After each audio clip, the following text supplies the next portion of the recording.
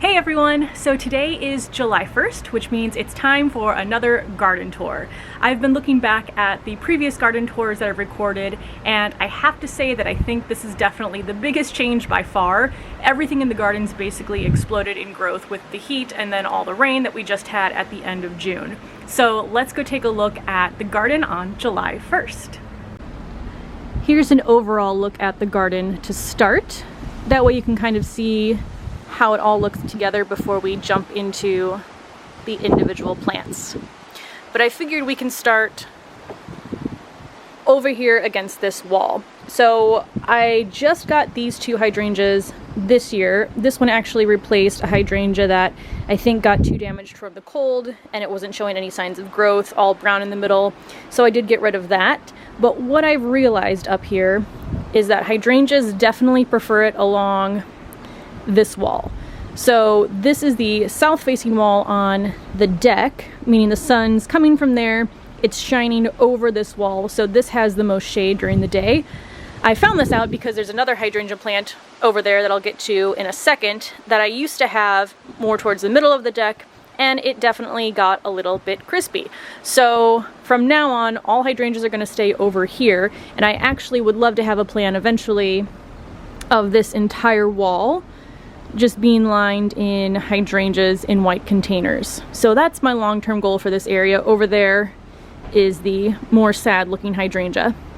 So these two over here, then I have my little sitting table where I usually have coffee in the morning, and on top of it is a container of daisies, but I did just recently deadhead them. Back on this wall, so funny story about this plant, I actually thought I was buying a cucumber plant, and it started to grow, and I was like, you know what, this looks a little bit different than cucumber plants that I've grown in the past. Didn't really think much of it. Then I noticed that it was producing a lot more fruit, and they were very tiny. So that's when I decided to actually read the tag that came with the plant, and I realized that I got a cucamelon plant. I've never grown this before, but I'm actually excited for this garden mistake because, I mean, cucumber is fine. I don't love the taste, but I don't hate it, but I'm excited to try something new with the cucamelon. And down here you can actually see one. I think they're so cute. Now it's in this corner because all the vines are basically grabbing onto anything that's close to it, so it's got to be a little bit quarantined away from the other plants. Here we have the more sad looking hydrangea. Come over here. It is putting on some fresh growth though, so I think it's going to be okay. But like I said, I basically had this in the middle of the deck getting bright sun. It did not like it, but I didn't realize until too late, so now it's moved over here in the shade, and it's definitely been a lot happier. Here I have my grape plant. Not 100% sure where this is going to live. Obviously I have to have somewhere for the vines to climb up. I'm hoping I won't really have to worry about that much until next year. Ideally, what I would love to do is find a way for it to vine up and over this sitting area, but I'm not sure if this actually gets enough sun. But I think when maybe the plant gets a little bit taller, the vines are higher, it would be good enough, but that is to be seen. For now, it just lives in that corner, which isn't getting sun right now, but gets a lot of sun earlier in the morning and then a little bit more in the afternoon. Before I start back there, let's come into this center bed. Now, I think I mentioned this before, but obviously this is the bed I see from inside the house. So I want this to be the prettiest. I want it to be filled with flowers, and that's exactly what it is right now. Up front here, I have Super Petunia bubblegum. That's my must-have in the garden. I've had it in the garden for the last 3 years. I love it. They grow so quickly. If you want to go back and look at the June 1st video, you can see how much it's grown in just a month. And I've actually trimmed it a couple times because I've been battling budworms. I'll talk more about that in just a little bit. In the middle here, I have some Super Bells. I think it's cherry. And then I have zinnias right behind it. Now, this lower row of zinnias I actually got from a local garden center because the seeds I started weren't looking great and I wasn't sure how they'd do. But the seeds I started are actually the super tall ones right behind it. So I'm actually glad I have a mix of both. I like seeing some color down here, obviously more color up here. And both of the packs, so both the seeds I got and the ones that I bought from the garden center, were a mixed variety or mixed colors, so I wasn't sure what I was gonna get. Ended up with a lot of orange, a few pink, and then kind of a good mix of colors from the seeds that I started. I really do love the look of this bed. The only irritating thing is obviously the pests that I'm dealing with. So budworms are pretty common for petunias. I've actually never had them before in my garden, so I knew they existed. I've never really had experience with them until this year. I have probably picked off 50 at least, and they're still coming, but I don't mind it because, again, I really love this plant. I've used some Captain Jack's dead bug, but it's been raining so much every day basically for the last couple weeks, so I'm probably going to try to spray some today or tomorrow because we have a few days of sunshine. When I was looking up budworms and kind of pest control, what I was reading said they really love petunias and geraniums. And what am I growing in this area? Petunia, geraniums. So kind of the perfect area for the budworms. I have found a few on these plants down here. Not too many though. Most of them are in this area, which, I mean, wouldn't you be if you were a budworm? So hopefully that is still here August 1st. Everything looks good. The budworms are gone. Coming down to these pots. So this one has petunias, and then I started a delphinium. So I have one container that's just like this and then another one down there.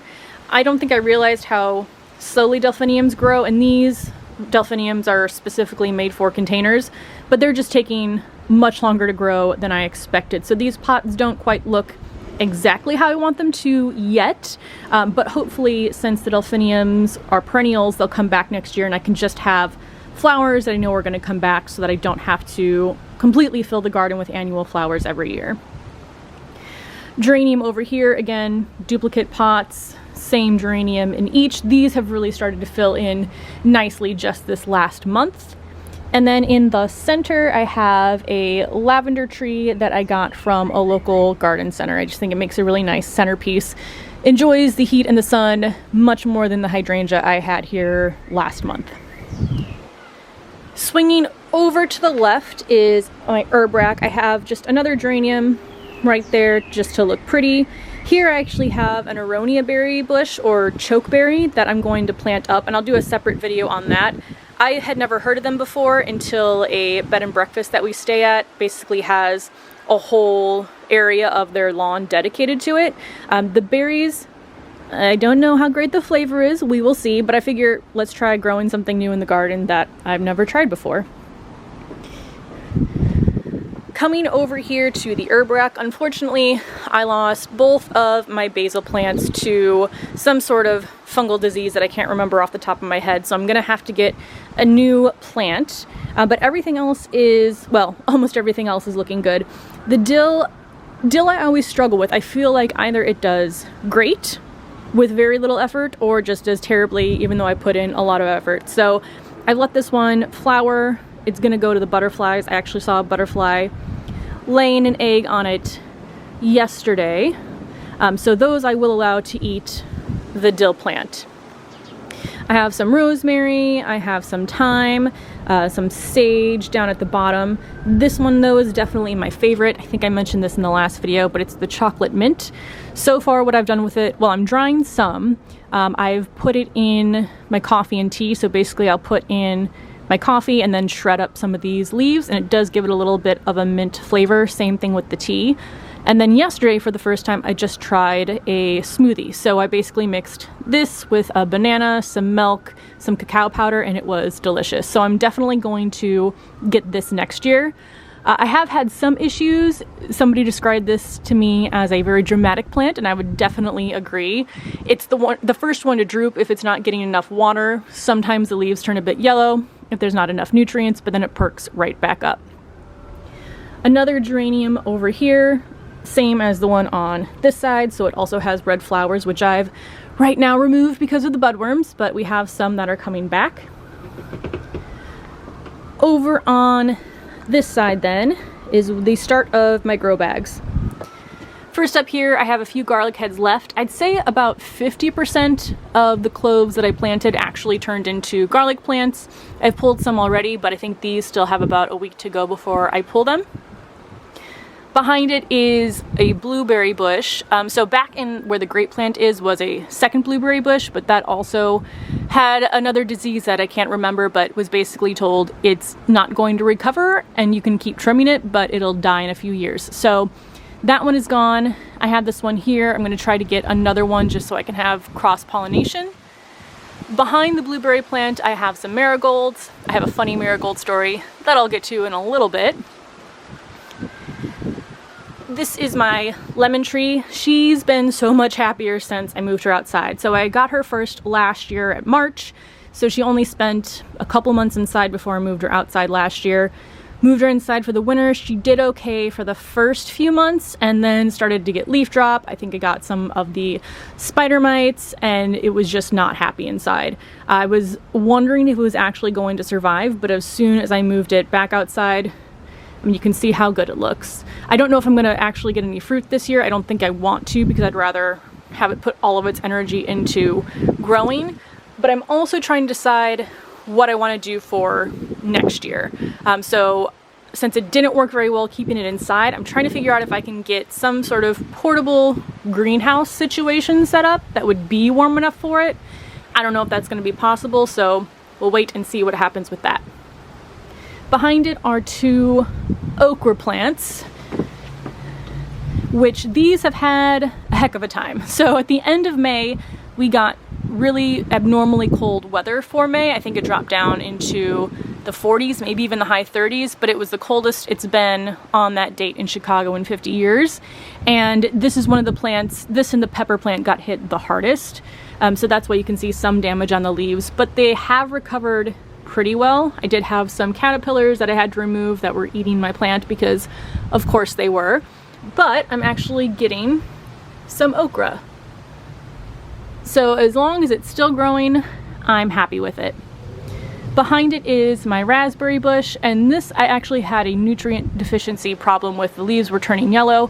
I have been working on it and the leaves are getting back to their normal color, so that makes me happy. And then this raised bed behind it. So this bed, everything except for the petunias up front, I started from seed.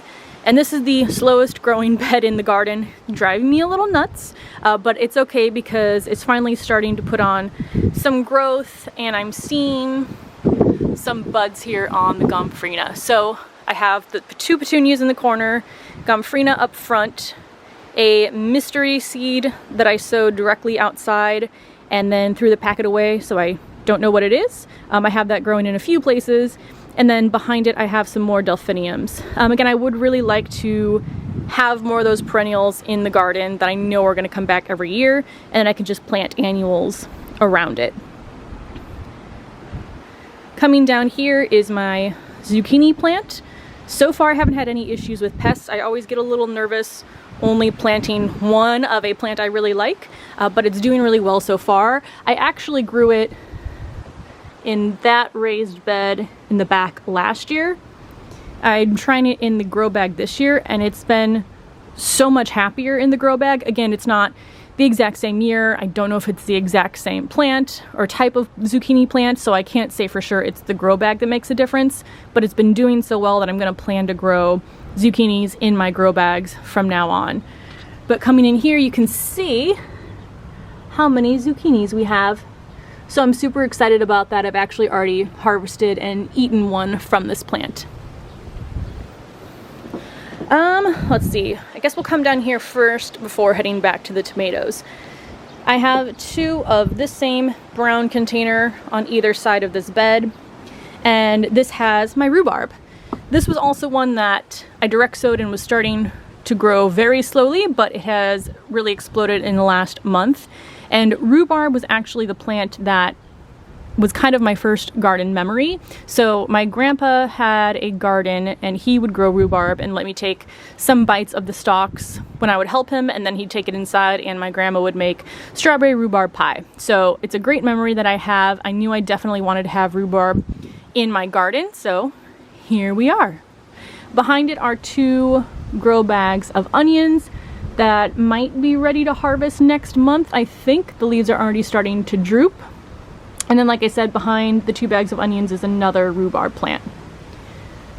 Now moving on to tomatoes. So I have 3, it's kind of hard to see because of the plants, 3 30-gallon large black grow bags. Because they're so large, I kind of saved them for, you know, the plants that need us the most, or at least that's the plan. So I have a tomato plant here, and then I have a tomato plant here. I forget the varieties off the top of my head, but you can see tomatoes already forming there. And everything in my garden this year is weeks, I'd say, ahead of where it normally is. So I've already actually harvested a tomato off of this plant. I pulled a few tomatoes off of this one, which I think is actually called Rapunzel. I'm really excited to see how this grows. But yeah, everything in the garden has been kind of ahead of schedule, which is great. Now, back to the funny story about marigolds. What I like to grow in these largest bags are tomatoes and peppers. There was a pepper plant in here. That was the other plant that really got impacted by the cold weather at the end of May. It definitely stunted the growth, but when I planted all of these, I was like, you know what I'm gonna do? It's a 30-gallon grow bag. Those are pretty large. I'm gonna companion plant some marigolds in with them. So I got some marigold seeds, didn't read the packet, assumed they'd be a few inches tall because that's the marigolds that I've had in the garden in the past, and then realized these are growing pretty tall. So basically, because the pepper plant was stunted, I think there are 3 or 4 in this bag of the marigold plants. They took it over and the pepper wasn't even gonna stand a chance. So I pulled the pepper, and now I basically, not that it's a waste, but I have a whole 30-gallon grow bag that's only growing marigolds.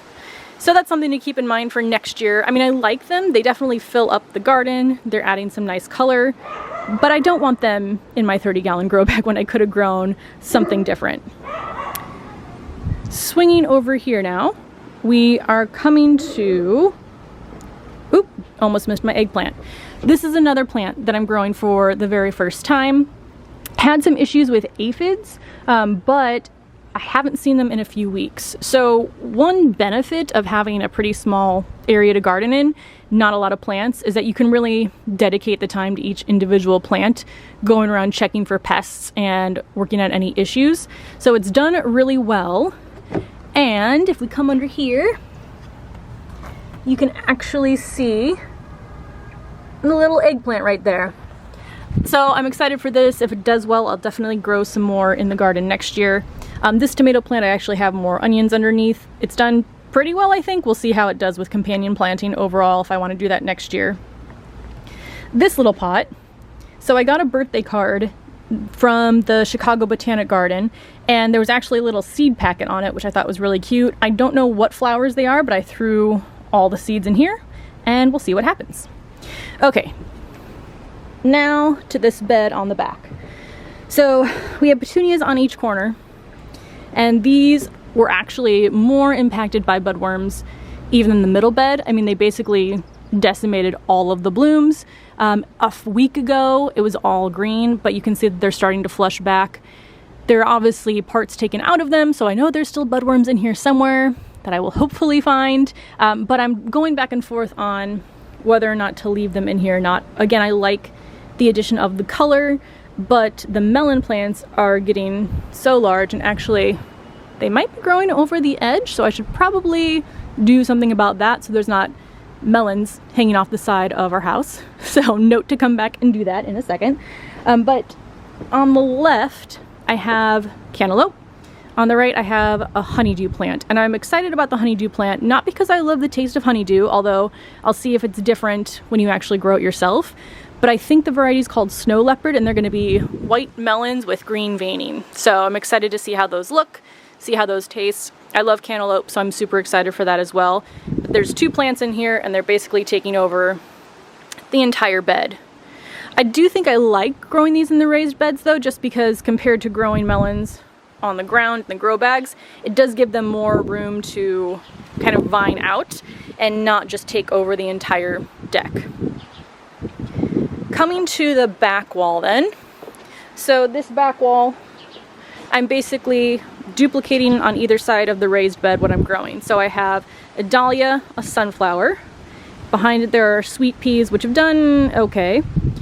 Then I have a sunflower and a dahlia, extra sunflowers I couldn't get rid of, and more sweet peas. The ones on this side are blooming first, and I don't know if it's because they get more morning sun, but they've definitely been ahead of the ones on that side of the raised bed. And if we come in here, you can see, I wish it wasn't hidden behind this other branch, but look how pretty she is.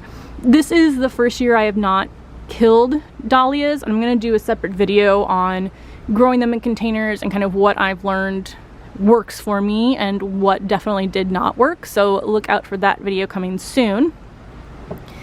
And then we have this sunflower. The rain just knocked some of the petals off of this one, but I absolutely love this variety. It's my first year growing sunflowers. I got these from Johnny's Seed, and it's called Strawberry Blonde. And I think I still have some seeds, but I'm definitely gonna keep growing this in my garden. It's the multi-branch, it's beautiful, I'm in love. Behind it I have the sweet peas that are, I don't think you can see it, there's a little flower box at the bottom, these trellises for them to grow up, and they just haven't really bloomed much. Also the first year I've been growing these, so I don't know if it's gardener error or it's because we had such huge spikes in the weather. So we were really cold, then really hot, then really cold, then really rainy.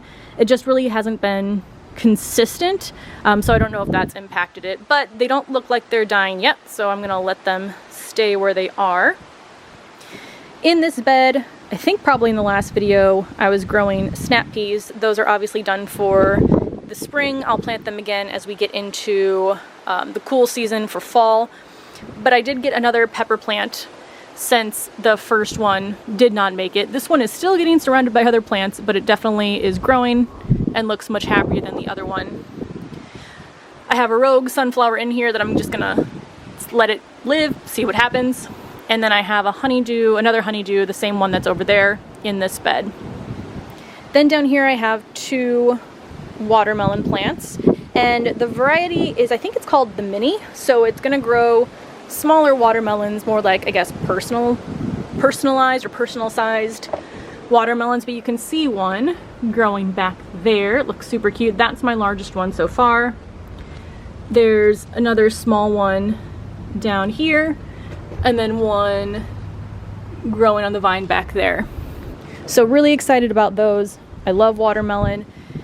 One thing obviously with a smaller space is these like to vine out, so they're taking up a lot of room. I still have room to walk now. We'll see what it looks like in the next garden tour, but I have been trimming the vines if they do get a little bit too long, especially with those. I'm kind of cutting them off as they hit the bottom.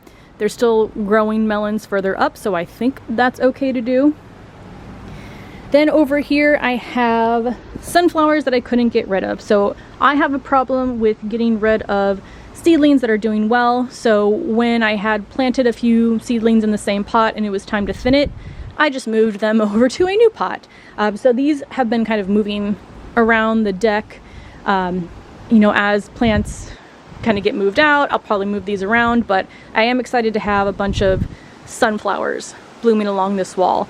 This wall too is the one that gets the most sun throughout the day, again because the sun's shining from over there hitting against this wall.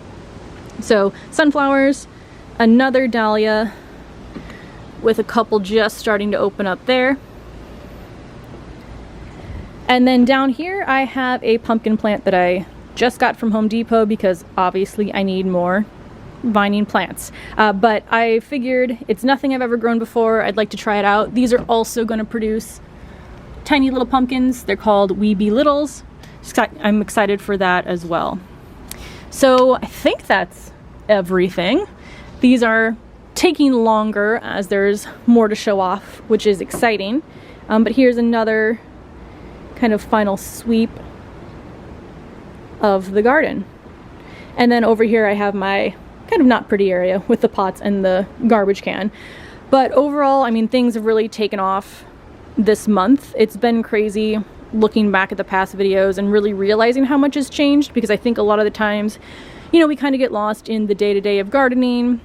There's some setbacks that we have every month, but it's nice to look back and really see how much has changed and how much you've really done with your garden kind of month over month. All right, so we're back where we started, and that is how the garden looks at the beginning of July. I can't wait to see how much is going to change between today and August 1st. If you haven't seen my past garden tours, go ahead and check them out on my channel, and then subscribe if you want to make sure not to miss out on any future tours. Thank you so much for watching. I'll see you in the next video. Bye.